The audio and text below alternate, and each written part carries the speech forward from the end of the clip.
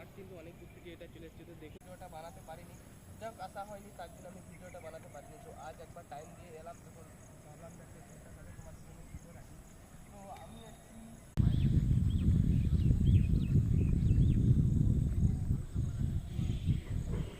চলো আর দেরি করবো না, চলো আমি এখন মায়ের মন্দির। গ্রামের যে লোকজন আছে তারা ওইখানটাতে স্নান করে, ওই যে বাবলা গাছটা দেখছো,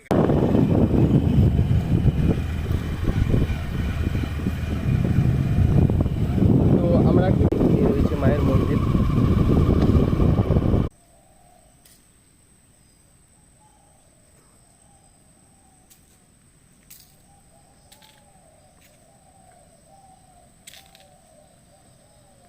তো আমি এখন আপাতত আছি মায়ের মন্দিরের কাছে, মাছ ধরে এলাম।